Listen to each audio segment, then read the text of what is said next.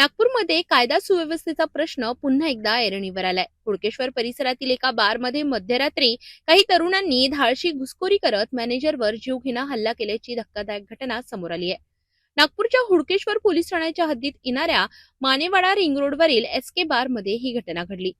मिळालेल्या माहितीनुसार रात्री बार बंद झाल्यानंतर काही तरुणांनी बारमध्ये बसून दारू पिण्याचा हट्ट धरला। मात्र व्यवस्थापकाने नकार दिल्यानंतर हे तरुण संतापले। यानंतर त्यांनी त्याच्या इतर साथीदारांना फोन करून बोलाविले आणि काही वेळातच 8 ते 10 तरुण बारच्या बाहेर जमा झाले। गेट बंद असतानाही या तरुणांनी गॅलरीतून उड्या मारून बारमध्ये प्रवेश केला आणि थेट मॅनेजरवर हल्ला चढवला।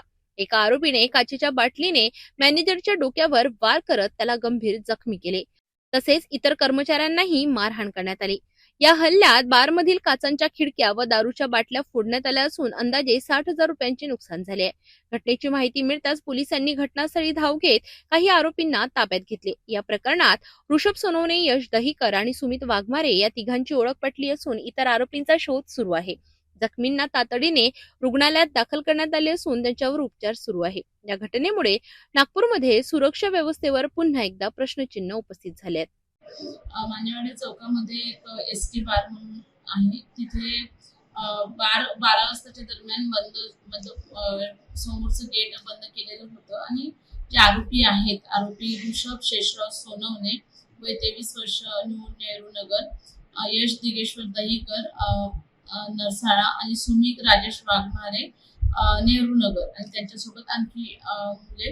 या लोकांनी पहिल्यांदा तिथे जाऊन ऋषभ सोनवणे आणि यश दहिकर, सुमित वाघमारे हे बारमध्ये जाऊन दारू मागत होते। तर बार मालकाने त्यांना विरोध केला आणि त्यांना आतमध्ये बसूनच दारू प्यायचं होतं असं त्यांचं तक्रार आहे। तक्रारदारांनी तक्रार दिली की हे जे तिन्ही लोक आम्हाला आतमध्येच दारू प्यायची आहे असं म्हणून वादविवाद घालत होते। आणि त्याच्यानंतर